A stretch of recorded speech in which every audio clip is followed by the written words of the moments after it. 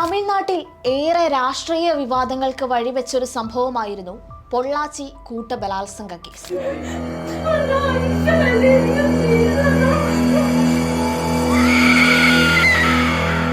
Cinema കഥയെന്ന പോലെ കേട്ടാലും മനസ്സ് മരവിക്കുന്ന സംഭവം. 2016-നും 2019-നും ഇടയിൽ പൊള്ളാച്ചിക്ക് ചുറ്റുമുള്ള സ്ഥലങ്ങളിലെ 200ഓളം വിദ്യാർത്ഥികളും വിവാഹിതരായ യുവതികളും ബലാത്സംഗം ചെയ്യപ്പെട്ട അതിക്രൂര സംഭവം.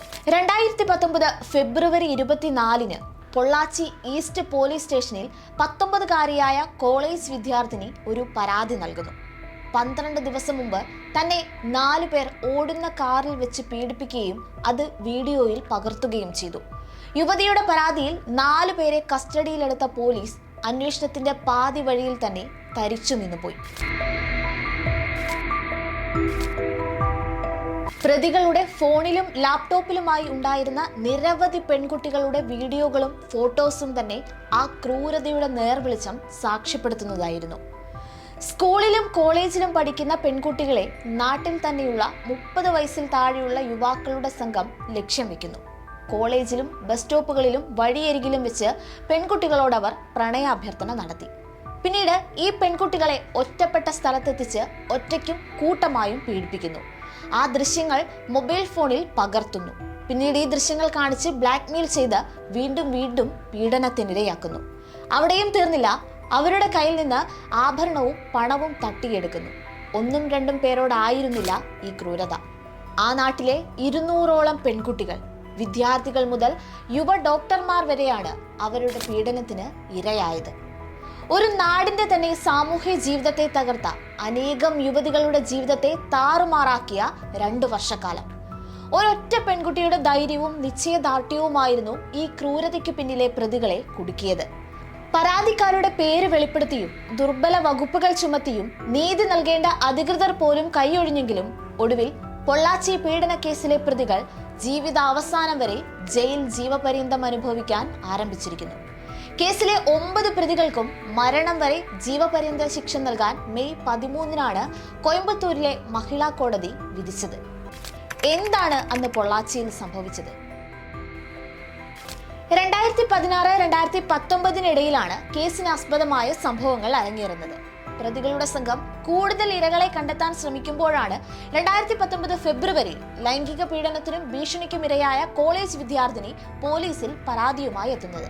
ഇത് പുറത്തറിഞ്ഞതോടെ കൂടുതൽ പരാതികൾ ഉയർന്നു. അന്നത്തെ അണ്ണാ DMK സർക്കാരിനെ തന്നെ തകർത്തു കളയാൻ കെൽപ്പുണ്ടായിരുന്നു ആ പരാതി പ്രവാഹത്തിന്. 50 മുതൽ 200 വരെ പെൺകുട്ടികളെ പ്രതികൾ ലൈംഗിക പീഡനത്തിനിരയാക്കിയെന്നാണ് അന്വേഷണ സംഘത്തിന് കണ്ടെത്താൻ സാധിച്ചതെങ്കിലും കോടതിയിലെത്തിയത് വെറും 8 പേർ മാത്രമായിരുന്നു. പ്രതികളിൽ ഒരാളായ ശബരി രാജൻ പീഡനത്തിനിരയാക്കിയ 19കാരിയായിരുന്നു പരാതി നൽകിയത്. സ്കൂളിൽ പെൺകുട്ടിയുടെ സീനിയർ ആയിരുന്ന ശബരി രാജൻ പെൺകുട്ടിയുടെ സഹോദരന്റെ സുഹൃത്തു കൂടിയായിരുന്നു. ഈ പരിചയം മുതലാക്കി പെൺകുട്ടിയോട് വാട്സാപ്പ് സന്ദേശത്തിലൂടെ അടുപ്പം സൃഷ്ടിച്ചു. പെൺകുട്ടിയുടെ പരാതിയിൽ പറയുന്നത് പ്രകാരം 2019 ഫെബ്രുവരി 12-ന് പൊള്ളാച്ചിയിലെ ഒരു ബസ് സ്റ്റാൻഡിലേക്ക് പെൺകുട്ടിയെ ശബരി രാജൻ വിളിച്ചു വരുത്തി. ബസ് സ്റ്റോപ്പിലെത്തിയ പെൺകുട്ടിയെ കാത്ത് ശബരി രാജനും മറ്റൊരു സുഹൃത്തായ തിരുനാവക്കരീഷും ഉണ്ടായിരുന്നു. സമീപത്തെ ഹോട്ടലിൽ പോയി ഭക്ഷണം കഴിക്കാമെന്നും കാറിൽ പോകാമെന്നും പറഞ്ഞുകൊണ്ടായിരുന്നു പെൺകുട്ടിയെ ഇരുവരും വാഹനത്തിൽ കയറ്റിയത്. തിരുനാവക്കരീഷാണ് കാർ ഓടിച്ചത്. ഭക്ഷണം കഴിക്കാമെന്ന് പറഞ്ഞ സ്ഥലവും കടന്ന് വാഹനം മുന്നോട്ട് പോയതോടെ പെൺകുട്ടിക്ക് സംശയമായി. ഇതിനിടയിൽ വസന്തകുമാറും സതീഷും വാഹനത്തിൽ കയറുന്നു.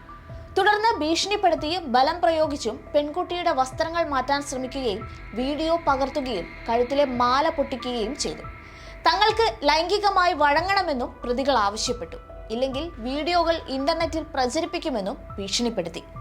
റോഡിലൂടെ പോയ ബൈക്ക് യാത്രക്കാരൻ ഒരു പെൺകുട്ടി കരയുന്നതായി തിരിച്ചറിഞ്ഞതോടെ പെൺകുട്ടിയെ റോഡരികിലേക്ക് തള്ളിയിട്ട് പ്രതികൾ കടന്നുകളയുകയായിരുന്നു.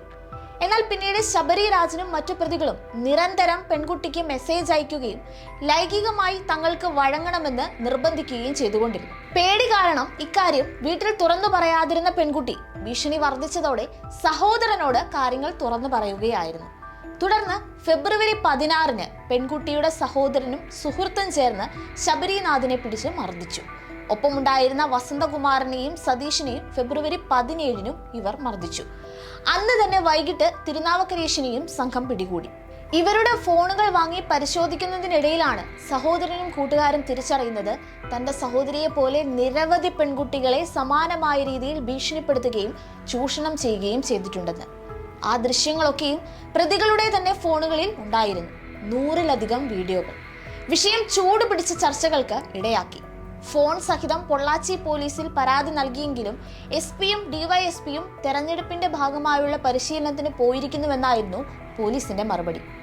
അണ്ണാ, എന്നെ ഉപദ്രവിക്കരുത്, വെറുതെ വിടൂ എന്ന് കരഞ്ഞു പറയുന്ന പെൺകുട്ടിയുടെ ദൃശ്യങ്ങൾ വ്യാപക പ്രതിഷേധത്തിലേക്ക് കാര്യങ്ങളെ എത്തിച്ചു. നിസ്സഹായരായി കരയുന്ന പെൺകുട്ടികൾക്ക് ചുറ്റും ക്രൂരമായി ചിരിക്കുന്ന പ്രതികളുടെ ദൃശ്യവും പുറത്തു വന്നു.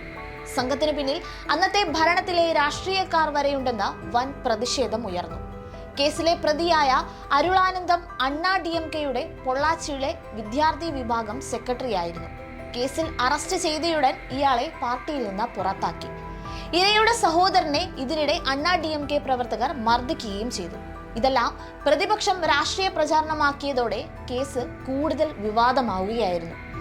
പോലീസിനെതിരെയും അന്ന് ആരോപണങ്ങൾ ഉയർന്നു. വാർത്താ സമ്മേളനത്തിൽ പൊള്ളാച്ചിക്കാരിയായ ഒരു യുവതിയുടെ പേര് പരാമർശിച്ചതും പോലീസിന് തിരിച്ചടിയായി. തുടർന്ന് കേസ് CBCITക്കും CITക്കും കൈമാറി. വീഡിയോകളിലെ അതിജീവിതമാരെ കണ്ടെത്തുകയും സാക്ഷി പറയുകയും ചെയ്യിക്കുക എന്നതായിരുന്നു CBIയുടെ പ്രധാന വെല്ലുവിളി. തങ്ങളുടെ സ്വകാര്യ ജീവിതത്തെ ബാധിക്കുമെന്ന് കരുതി അതിജീവിതമാർ ആരും തന്നെ രംഗത്ത് വന്നിരുന്നില്ല. 9 പേരെയാണ് CBI ഒടുവിൽ കണ്ടെത്തിയത്. ഇതിൽ 8 പേർ മാത്രമാണ് കേസിന്റെ തുടർ നടപടിയുമായി മുന്നോട്ട് വന്നത്. ഒടുവിൽ 200ഓളം ഡോക്യുമെന്റുകളും 400ഓളം ഇലക്ട്രിക് തെളിവുകളും സഹിതം കേസ് കോടതിയിലെത്തി. കേസിൽ വിധി വരാനെടുത്തത് 6 വർഷമാണ്. ഇക്കഴിഞ്ഞ മെയ് 13-നാണ് വിധിയെത്തിയത്. പ്രതികൾ 9 പേർക്കും മരണം വരെ ജയിൽവാസം.